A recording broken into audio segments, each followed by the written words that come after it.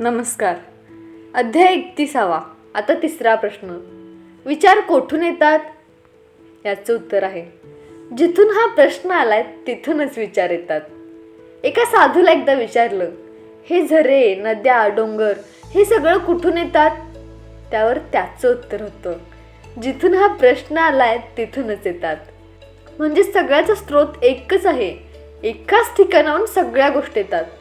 प्रश्न आणि उत्तर जर एका ठिकाणाहून येतं तर मग आता प्रश्न असा निर्माण होतो, याचा फायदा काय? तर एकच आहे. म्हणून एकाच जागेवरून या सर्व गोष्टी येतात.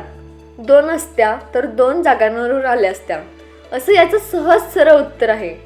अशा प्रकारे एकच चेतना या विश्वात वेगवेगळ्या रूपात कार्यरत असते. माणसात मूळ विचार प्रथम त्याच्या तेजस्थानातून, हृदयातून येतात. त्यानंतर ते डोक्यात पोहोचतात. मग तिथे जुन्या आठवणी, कल्पना यांच्याशी ते जोडले जाऊन त्या विचारांवर कार्य सुरू होतं. समजा एखाद्या माणसाचं जीवन पूर्ण दुःखानं भरलंय आणि त्याला वर्तमानात राहण्याची कला येत नसेल, तर हृदयातून येणारे विचार, इंट्युशन, तो समजू शकत नाही. आपल्या डोक्यातील विचार तोडून मोडून भीती अथवा लोभाने तो चुकीचे निर्णय घेतो. हृदयातून येणाऱ्या विचारांशी थेट संपर्क करायचा असेल तर त्याला विचारांचं विज्ञान आणि आशावादी विचारांचा उपयोग करायला शिकवायला हवं.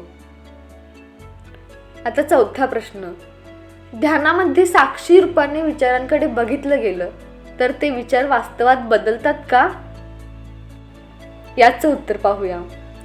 त्या विचारांकडे जर केवळ साक्षी रूपाने बघितलं गेलं तर ते विचार प्रत्यक्षात उतरत नाहीत. त्या विचारांसोबत एखादी भावना जोडली गेली तरच तशा गोष्टी निर्माण होतात. साक्षी भावात विचारांना केवळ बघितलं जातं, त्यांना भावनेचं बळ मिळत नाही. एखादा विचार मनात आला तर त्याने काहीच बिघडत नाही. पण तोच एक विचार सतत वेळोवेळी दररोज येत असेल आणि माणूस भीती, लोभ, महत्त्वाकांक्षेपोटी वारंवार त्याच विचाराकडे बघत असेल तर मात्र तो विचार साकार होतो. त्या विचाराबरोबर भावना जोडली जाताच तो प्रत्यक्षात येतो.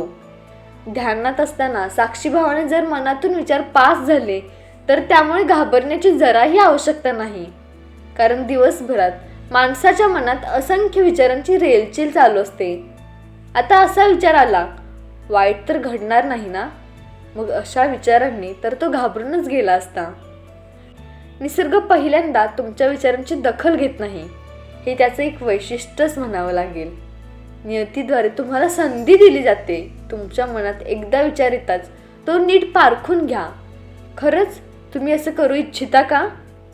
उत्तर जर हो असेल तर त्या गोष्टींकडे पुन्हा पुन्हा बघा आणि नसेल तर त्याकडे लक्ष देऊ नका. चिंता करायची अजिबात गरज नाही. धन्यवाद.